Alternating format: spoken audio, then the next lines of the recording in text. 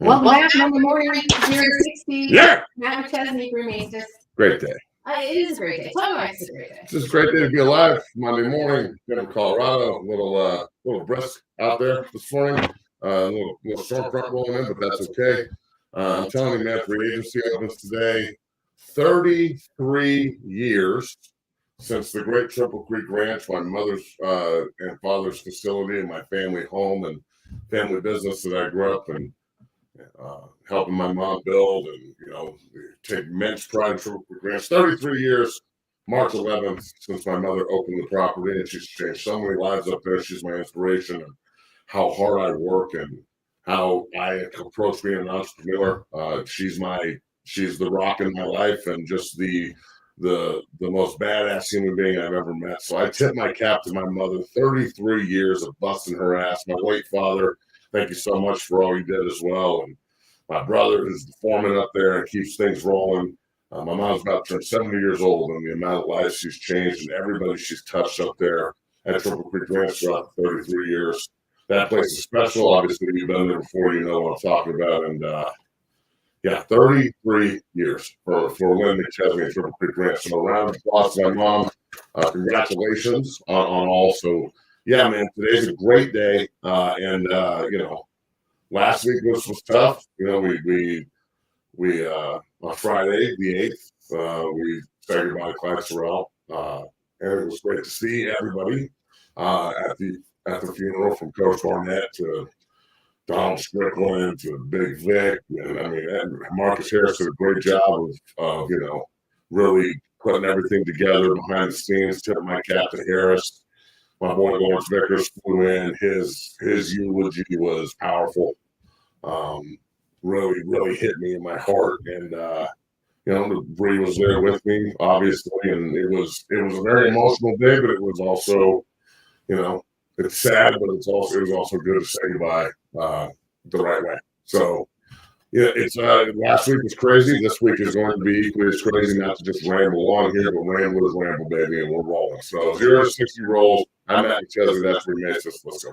All right. Well, since we're rolling and rambling, do you want to let people know who else is going to be on the show this week? Yeah. Now, if you don't like comedy, I don't know what's wrong with you, but Brian Callen is one of my favorite comedians ever. And from The Hangover, some of the other shows, he's very good friends with Brandon Schaub. They do Fighter and the Kid podcast and everything else that they do together. This dude is so goddamn funny. I don't know what to do with myself when I'm around him. And he's a friend of mine. I met him through Rick Lewis on 102.5 Fox back in the day, right? So I'm doing the show one morning with Ricky and Dragon and Kathy Lee, right? And all of a sudden, Brian Callen walks in, and I know him from the dude from The Hangover, that runs the 24-hour Getting Married shop, right? And we're yucking it up and shit. And he looks at me and goes, "Man, you're like a fucking human or a bear covered in human skin." And that's what he's been calling me ever since. So I reached out and asked him if he'd like to come on the show, and he's our special guest tomorrow. So it is going to be fast-paced and funny as fuck. And I can't wait to talk sports with him and get his perspective on all that funny shit. But also his dream, like he's talked about this in his stand-ups, is to catch someone home invading. Like, that's what he wants. And he's got a whole plan, locks the doors on him and shit. And there's nothing to steal, everyone's glued to the floor. It's a prop house. And that's my fucking dream.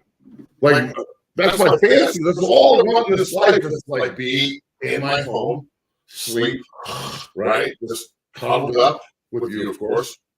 And then all of a sudden, I hear the rap at the door. All of a sudden, the window breaks and 3 guys come in. Whoa! Whoa! And then all of a sudden, there's a sliding fucking panel that just goes all the windows and the door shuts. And it's just hey, you broke into the wrong house. And I get to run downstairs and be like, "Wow, it's on!" That's why Monday's such a great. I can't wait to talk about this tomorrow with my boy. What kind of home bullshit does a robber knock on the door? And secondly, I slammed the door a little too hard yesterday. You didn't even fucking flinch. So I don't know if you're going to interview me. Who's trying to? There's someone in the house.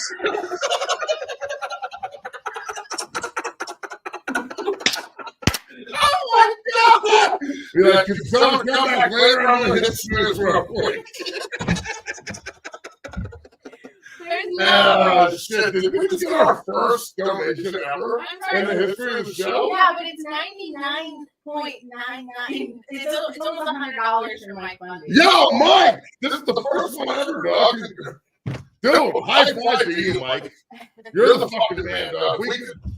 Don't tell anyone, but if we get Chicago back in, dude, we can set you up, dog. Mike, you're the man. 99.99. Let's fucking go. Greg, give us some on top. Come on. Eiffel Tower, that bitch. Good shit, Bree. Did you just? Eiffel Tower, you know the Eiffel Towers? Yeah, you know what it is. Shit, it is gross. All right, rolling. Really, you're a great partner. I assume that's me? Yeah, it's you. Us. We, the royal we. You know the editorial? You're on one today. I am. Oh, and I guess you are a real coach because we're in a GA for coffee. Oh, yeah. But JB and I got into this one. It's okay. I love him. We always yell at each other. He's a fucking pencil neck quarterback. Of course, we're going to yell at each other. All right. Well, we got derailed right before I was going to get to the very important part of the show, which is, per usual, we got to get to our past sponsor, BetOnline. Continues to be your number one source for all your basketball wagering needs, including pro and college hoops throughout the year. March Madness Selection Sunday, and then you better get your brackets set by Wednesday the 13th. I know I'm in my bracket's going to be perfect. Okay. No, I'm going to beat you. We're going to keep track, and you're going to let everybody on the show know that I'm going to be the winner here. With up to the minute odds, stats, and trends, you can follow your favorite team's path to the playoffs with in-game live betting contests and all the best player props right on BetOnline. Experience the world's best wagering platform anytime on your desktop or your mobile devices. Head on over to BetOnline today to become part of the team, and remember to use our promo code, that's BLEAV, BLEAV, for your 50% off welcome bonus on your first deposit. BetOnline, the game starts here. Absolutely love it. I gotta go back.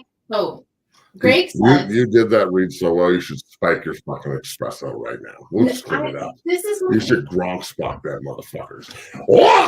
Okay, hold on. We got a lot of feedback.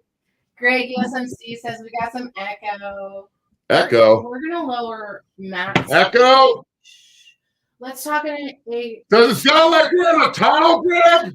Sorry, I am on one today. Let's go. You got to keep this motherfucking train on the tracks. How can I? I don't know, man. Let's go. Okay, I'm trying, man. And so the idea is that no matter what I do to make sure the audio capacity for the show is top tier, we're going to find a way around it. I'm really loud. So, Greg, USMC, thank you for the feedback, the literal feedback. And I'm going to try to adjust our mic settings here as I ramble on.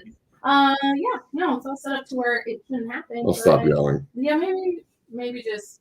Are you muted? I am muted, yes. Oh.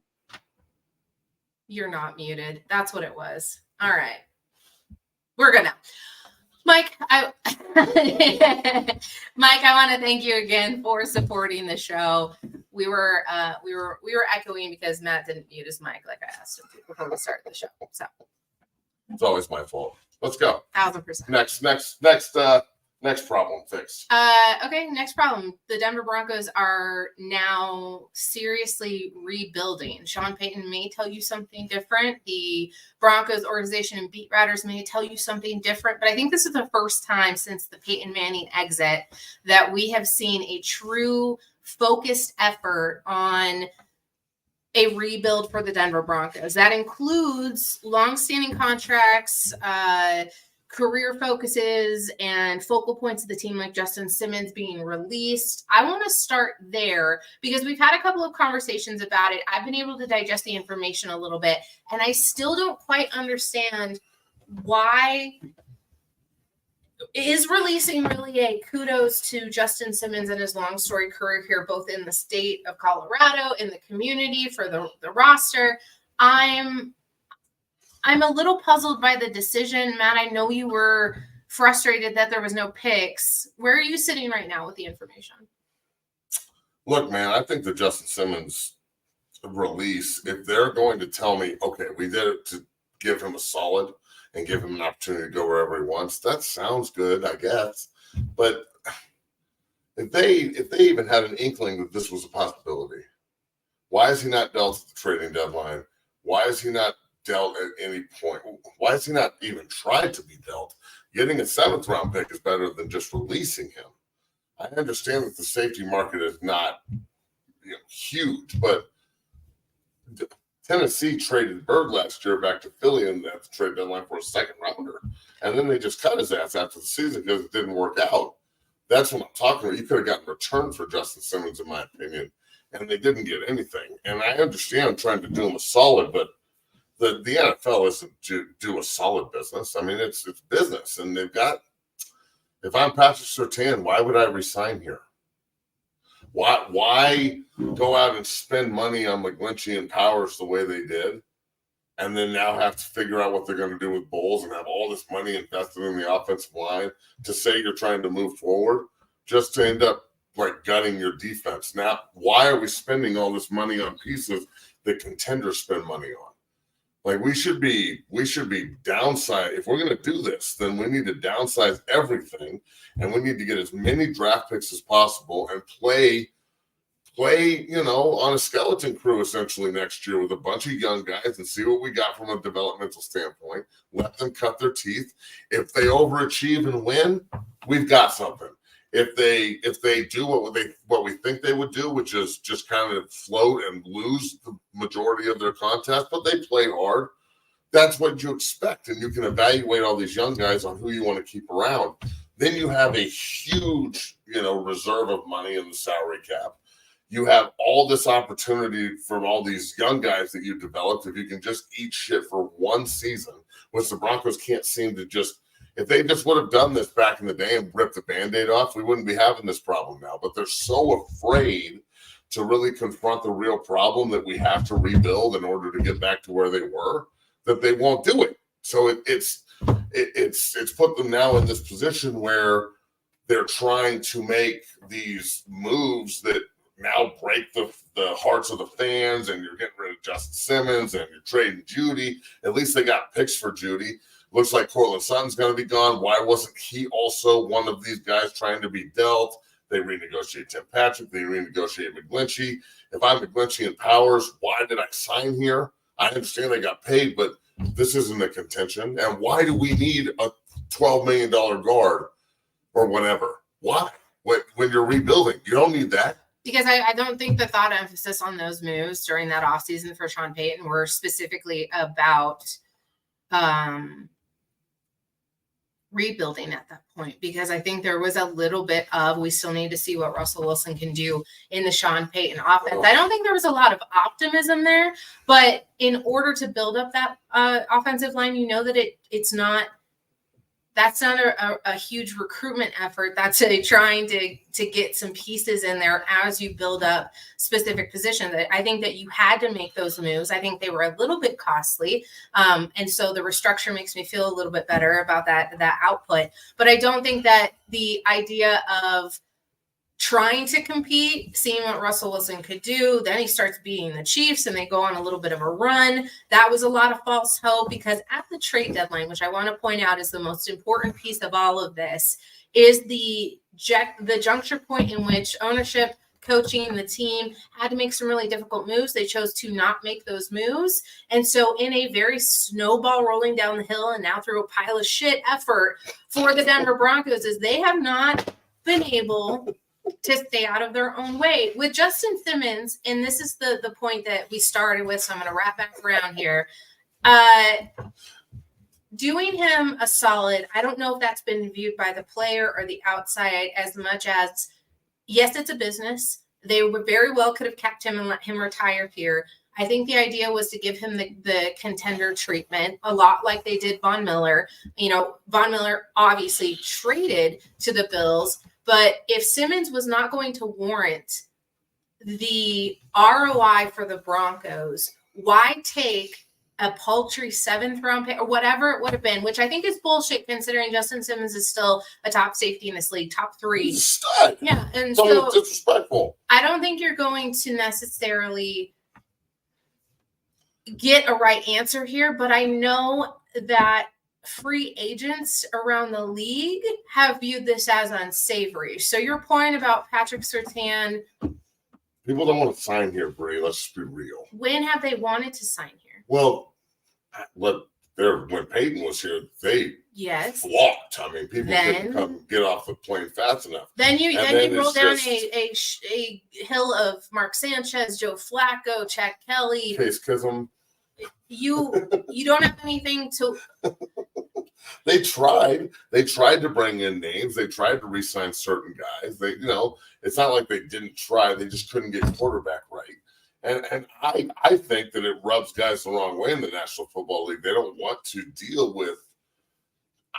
Look, Sean Payton's kind of a dick. Like that's the way he's viewed by this generation. I'm not saying he's a dick. I don't give a shit. I don't play for him. There's certain guys that I know can handle that kind of coaching, and there's certain guys that don't want to deal with that kind of shit. Now, at the same time, you're preaching rebuild family, the Broncos country. We're all coming together. We've got the richest owner in sports by times 10. No offense, but this makes us look cheap as fuck. Like, I understand. They have to. I understand there's a salary cap, but there's ways to manipulate the salary cap. Now when you have to front load a quarterback, they're so cash fucking flush. They could easily just pay Justin Simmons all of his bonus and he could play on a fucking minimum deal if they did it right. So they're so cash flush. I understand the Russell Wilson thing is obviously terrible. By the way, how does GP still have his job? The guy that put them in the situation and signed him when he did not need to, before all the ownership shit got done, all that shit. It's like he had a backdoor deal with fucking Russell Wilson, and he was like, you know what? You come here and I'll make sure you get your extension before the owners come in so they can't veto this shit. You actually think that the Walt Penner Group, I think that's what it's called, right? Mm-hmm. Yeah. Do you think they would have agreed to just extending him when they had 2 years on the contract left and they didn't have to? That's the dumbest shit I've ever heard from a business perspective. Why would you do that? And he did that shit, and he still has his job. He's making decisions right now for this year's draft class to bring in players right now. And for real, this dude, George Payton, the GM that extended Russell Wilson with no fucking reason to do so. I don't think $250 million? Do you truly believe that George Payton is the only one culpable in those decisions? Well, he's the only one left. Everyone else that you could blame is gone, right? So, yeah, he's the one going to take the brunt from me on this one. Ridiculous. Andre Duke makes a great segue here, and I want to get your thoughts on Russell Wilson and Arthur Smith. Russ is now a Steeler. Thanks for all the donations. Way to fleece multiple teams in this league. and $20 from Andre Duke. He says he wants to get you back on his show again. Andre, I appreciate you always coming to the chat. Pittsburgh got him for $1.2 million. The league minimum, yeah. Denver paid him $250 million, and George Payton still has a fucking job. You still have a job. How? The fuck does George Payton still have a job? Because he's not the boogeyman. He's not the only one responsible for these decisions. Sean Payton just flooded the cap up front with his offseason moves. Now the free agency is limited, and now they're having to flush $50 million in 5 days. Even if it wasn't limited, though, Bree, nobody wants to come here. It goes full circle back to the circle. The circle. There's no square, no triangle. It's a circle. That shit is more concerning to me than any of the financial stuff. The financial stuff, they'll get over eventually. We don't expect them to go on a run next year. Even if they had Russ and they kept the team together, did we really expect them to go on a fucking run and get in the playoffs and kill people? Nah. Maybe be competitive again. I guess the winning streak this year was fun, but when you look back on it, this is why I've said in the past, people get super pissed off at me when I say this. Sometimes you just have to understand when you got shit. Sometimes shit has to be thrown out. You can't just kind of dress it up. You can't go out there and say, it's fertilizer. Now that's shit. So sometimes the Kansas City win is sexy. It's cool. It's fun. Woohoo! First time in fucking 17 tries. Oh! But in reality, winning that game and going on the run to get in the playoffs, is the worst thing that's could possibly happen because it elongated the shit, more shit. So we had to watch Russell Wilson like parade around optimism, and that's horseshit. Somebody I was talking about said that this rebuild is the comeuppance for the McDaniels years. So we're just now paying the karmatic price. Oh man, I played for him for that run, and so a little bit of time has passed, not a lot. We'll be going through the Fox era, and then we'll be going through Coop. So the idea is that we're wrenching out all of that soil here, but we didn't answer the question. Russ with Arthur Smith. I was almost for certain positive that Russell Wilson would go be a backup somewhere, not a starter this season. Was thinking Pittsburgh was probably the only logical choice for him to go, and because they don't have an answer there at starter, but I could see them shuffling through all three of them next season. How do you feel about Russ with Arthur Smith? Do you think Pittsburgh was the move? And then we'll move on. You know, all that shit I just talked about him, and now I'm about to say this. I think this is the best fit for him, and I think it could if Russ can give them the same kind of numbers he gave Denver last year. With the way with Najee Harris and the way they run the football and Pickens and Johnson, and they're kind of turds and they don't really play that hard at times, but maybe they're more motivated with. I mean, Russell Wilson's better than Kenny Pickett. He's better than Mason Rudolph. I mean, let's be real. If those two guys were in Denver with Russ, he would still be playing over them. That's why they went and got him. He's available and he's cheap. And if it works, it's nothing but upside for them. And if it doesn't, then it was an experiment, failed, and they go back to old small hands Kenny or fucking soft brain Mason. So looking at this, I don't think it's a fuck. There's no way to lose if you're Pittsburgh. If they win and it works, then you Joe Flacco this bitch. And if it doesn't work, then who gives a shit? It was basically like Russell Wilson was sitting on his couch in the entirety of last season. But if you just look at his numbers, they are not terrible. And if he can figure out how to like work with Arthur Smith and they're somewhat effective in the red zone and on third down. And all of a sudden Pittsburgh is going, I bet you last year, if you look up Pittsburgh's numbers, like you're way better at this than me. So average points per game for Pittsburgh last year. Anybody in the comments, tell me how many they average. I would guess they're at 21 points a game. I would say lower. All right, so maybe 20. All right. So if he can get them to 24 points a game because of whatever reason, and we've got to exclude all the bullshit here in Denver and Seattle, he's got the ability to be effective sometimes, and he can manipulate with his feet. What's up? 17.9. Damn, that's terrible. So if he can get to 20 fucking points with Pittsburgh, they were already in the playoffs this year with no stability at the quarterback position whatsoever. So with a great defense and maybe the best player on defense in the league, I don't know how TJ Watt didn't win the MVP, the defensive MVP. I understand Myles Garrett is a freak, but TJ's numbers were way better. I personally think that Russ could have a lot of success in fucking Pittsburgh with Arthur Smith and the pieces around him. Now, has he been humbled enough to do the job? Or is he going to go up there and think that it's all forgiven and fucking get up there and be like, Steeler country, dog, let's weld. Whoa! That's terrible. Steeler country, let's weld. Hey! No, you can't do that shit. You see how terrible it sounded for me? Like, you're almost embarrassed that I said that shit, aren't you? You're like, this motherfucker over here talking about let's weld. Imagine him saying that shit. He did say it. I don't know. You can't just accuse him. All right, but anyway. Say whatever I want. Well, sure, in theory. Wow. Mike Bundy gets to say whatever he wants because it is super chat. But left-handed quarterbacks fuck everything up. I like that comment a lot. Who's the best lefty ever? Who do you think the best lefty ever is? I don't have an opinion, I don't think. Steve Young, easy. Steve-O! Nope. I don't even, if you ask me right now who throws left-handed, I would go blank, and like it would take me a while to really great lefties. Parse through that information. Scott Mitchell had bitch tits and threw lefty. Jared Lorenzen, the hefty lefty. That guy was like 400 pounds. That's like me playing quarterback. Why they gotta be? I'm not 400.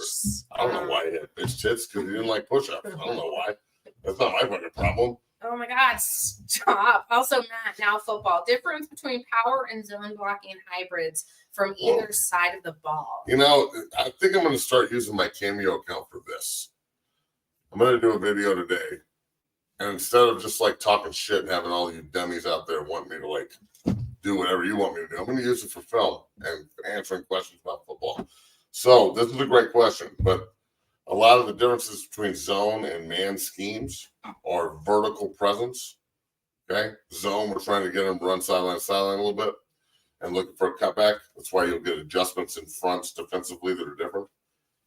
But in power scheme, I'm trying to move somebody vertically and then seam to the next guy. So I'd like to have players that can do both, but a lot of the time today, in today's game, you need to pick one. Are you a zone type of offensive lineman, or are you a hammer? And that's one attack. So the guys that can do both, though, those are the guys that are really special. Awesome. Yeah. We'll hide that current comment.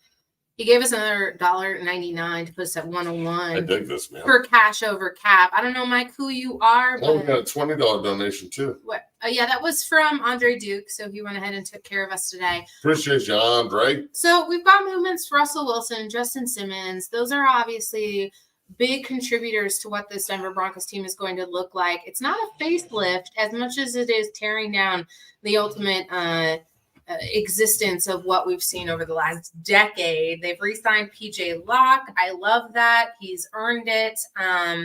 But there's been some other moves that I kind of want to talk about, but there hasn't. What's the next domino to fall? Is it DJ Jones? Is he out? What's his cap number? That's a great question. Yeah, I mean, he's been here for 2 years. His number's high. They already renegotiated for sale last year to keep him around. We'll see what happens there. But I personally, Bree, and Broncos country, anybody in the chat, remember to like and subscribe, and go to Bet Online. Make sure that you sign up, use the promo code BLEAV, and support the show and support what BLEAV's doing with Bet Online and so on and so forth. But anybody that makes money is either going to be asked to renegotiate or get cut. It looks like it's 12 million. He's gone. That's a lot of money for a nose tackle. Again, not saying he's not worth it. He's a stud. No way, shape, or form. And am I saying that he's not worth that dough? He probably is. But again, I can get. Can you imagine trading back from the 12th pick? Also, potentially trading a guy like Patrick Surtain on draft day when the people will give up the coot and caboodle for him. And then how many great interior offensive and defensive line will be available at the end of the first, beginning of the second round? You can rebuild your fronts if you do this right with the 12th pick in Surtain. But there's no guarantee that you do. Of course, there's no guarantees. And then you lose a generational, already who won't re-sign here anyway. Hall of Famer. Who won't re-sign here. And if he's not going to re-sign here, then you're fucked. And you've got to make decisions. Then you might as well get rid of everyone who's on this current iteration over the age of 23 years old. Oh, man, I don't want to do that necessarily either. But at the same time, have it both ways. You have to. I agree that you can't have it both ways. But at the same time, if I'm just looking at it from this perspective, Surtain Jr. is incredible. The last thing you want to do is get rid of that guy. But his contract is what? His rookie deal's over next year. So you got him for 2 more years. If he's not going to re-sign, and right now, there's no fucking way the guy would re-sign here. This is a shit show. Now, can the Broncos change his mind? Of course. Am I talking about just what they could do now and panicking a little bit? Yeah, I am. Do I go a little extreme and think that they should just like kind of tear it down? Yeah, I've been on this fence for a long time, because now they're almost being forced to do the shit, and they're making moves that I don't think they want to make.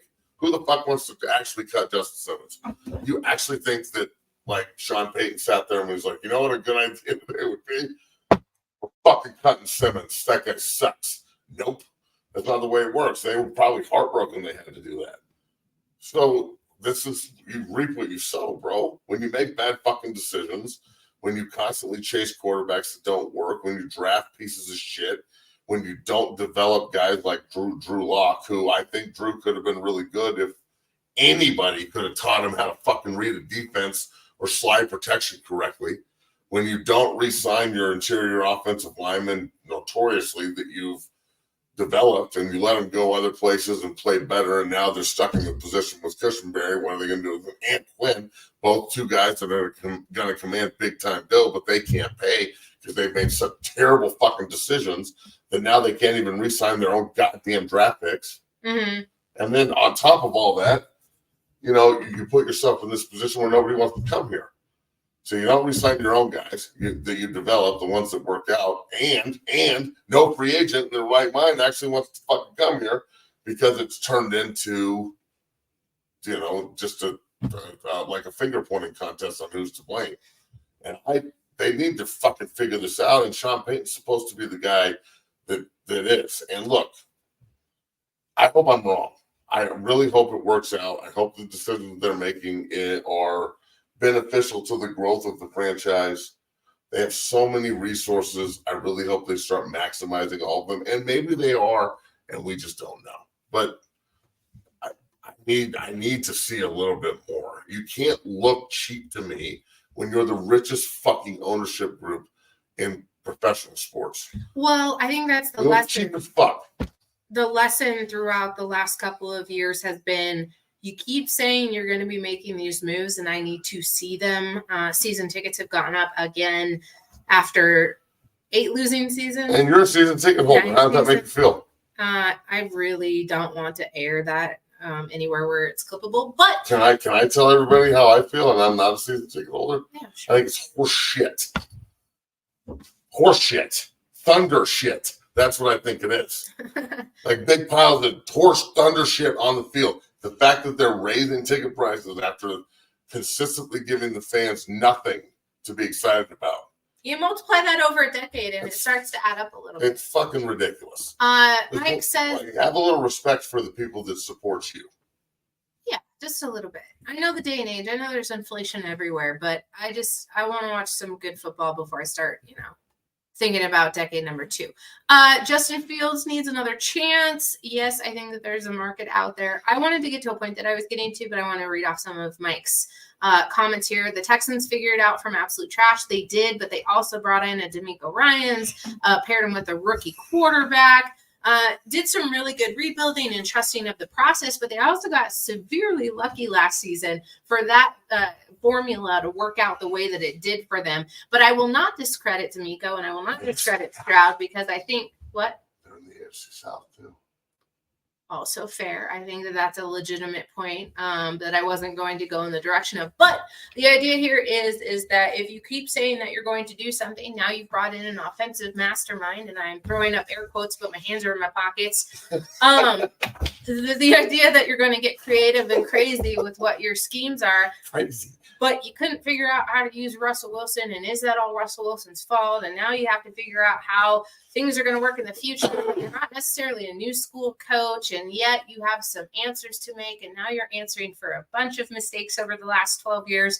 I don't know. I think that this is just a self-fulfilling prophecy of the more you try to quick fix shit, the more it turns out exactly like this. Goats said, "What up, Matt and Bree?" Hello, Ghost. Thanks for joining. Appreciate you. Trigger Alert System says, "I hope they get JJ and build around him."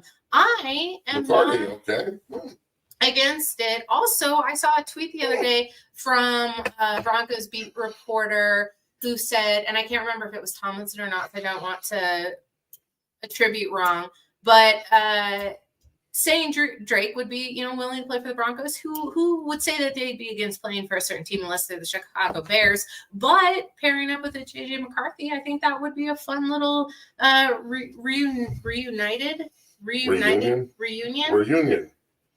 I will say this: I would love to see them draft if they want to go this road and draft at 12.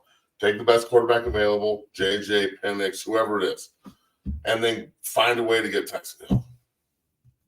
Go get Tyson Hill, and keep that offense that Sean Payton created down there with that run first quarterback who can just hammer you about 11 on 11 and bring that to Denver. They've already seen it once with Timmy T. I mean, I think it could really benefit the rookie too and be another piece offensively that they could build around here, because they're going to need all the help they can get, because they're going to be throwing to a bunch of fucking guys who, I mean, getting rid of Sutton hurts. Cortland's a hell of a player. Jerry Jeudy, I mean, I feel like we got better getting rid of him. He's a fucking total turd. That guy, oh my God. I'm watching him play football the last 4 years is like pulling fucking teeth. Goodbye. Thank good riddance. And it's surprising a turd went to the turds. Are you proud of I yourself? was fucking hanging on to that one all day. Are you excited about that one? Make you feel good about it? I should make money off that fucking joke. I guess so. Some people are behind, and I just saw them say boomer, and then I realized they were talking about left-handed quarterbacks, and I was like, did they call you a boomer? No, they're talking Or about boomer me? from the gym. Yeah. Oh, Who boomer. has bad hips. Oh, they're getting better? We had 250,000 people on TikTok on 60 Academy's page. What in the fuck? I mean, It's craziness, son. there's a market for Craziness, everything. son. Okay, because the real coach won't actually say it, Matt, in the huddle, West Coast versus etc., and what you actually listen to. I don't. What? I don't know. Let me see this question. Mike, I don't know if I can read. If you want to elaborate, I'd love to answer further. Andre Duke says, hit that like button, people. I'll go back to the question. I'm sorry, you were reading. Okay. And then I'll just continue West to ramble Coast over here. versus, Like, I don't understand. West Coast versus etc. Is etc. another offense? I don't. Mike, help. I don't know what you're talking about, Doug. The West Coast offense is a lot of short throws that facilitate the ball out quickly to, take away the option, or take away the necessity to run the football every play. So it's another way to get 3 yards. And then you put the ball in your athlete's hands in space. Roger Craig in the flat. How the play comes in. Now everybody's on walkie-talkies or on, helmet and call-ins, and even college football's going there. So I guess I don't understand what he's asking here either. The verbiage. Oh, okay. So you might get something like, all right, quarterback, we're going to go 11, 3-by-1 tight end ISO left, close bunch right. Nasty. And they're going to run out and under Sam Stack, strong safety performance, cover one fence man. We're going to go 60 protection on this pitch and find the mic. So when you identify the mic, it's the most dangerous second level defender. It's not the middle of 11. Figure that out. I'd love to. If they're end under, remember they're isolating pass rushers. So if we've got numbers and they walk the linebackers out 3-by-1 and go too high rather than 1, I want to run the football at that. Okay. Now, if they go single high, I want to throw the football off of that. So we've got to get to the line of scrimmage quick. By the way, this is about to click off in 3, 2, 1, walk up to the line of scrimmage, and then he's got to identify all that shit. 27's the mic. Under front. We're going to slide 227. That's a 4-man Roger call. Isolating the backside left tackle, rock one-on-1. That makes the B gap the squeeze gap. Also our cutback gap. We got to fucking put the back on the other side. If the back and the tight end are on the same side, that's a huge indicator for pass. The adjustments made by the defense, if they start talking, if they want a pirate blitz, if they Don Capers this pitch and they pinch, drop the backside defensive end into that alpha tight end area where they're already bracketing him, you got to throw the flat route out there, and then he'll pitch peel it. The defensive end can be adjusted just like he's trying to adjust to you. The levels concept to the field is imperatively important. If they go single high, we want to run a deep fucking post to the opposite pylon in the back corner and drop that motherfucker in the bread basket and then go celebrate, bitch. Thank you. This is the part of the show where I'm going to ask you something super inflammatory, and then I'm going to argue you against it. What's up? I'm just kidding. Andre Duke said, why can't the Broncos go back to the D logo? Everybody loves D. Everyone loves the D. I don't know why they can't go back because they're fucking dumb. But I'll tell you this. If they come out with the white helmets, I'm out. If they come out with white helmets all the time, I'm out, dude. I can't get with that shit. That was so ugly. And the fucking the mountains on the sleeve. Come on, man, Bree, help me. Help me. I don't think we need to. As long as I have an orange jersey to wear, I really don't give a shit. Tell everybody who's on the show tomorrow. Brian Callen, special guest, world famous comedian, friend of mine, friend of the show.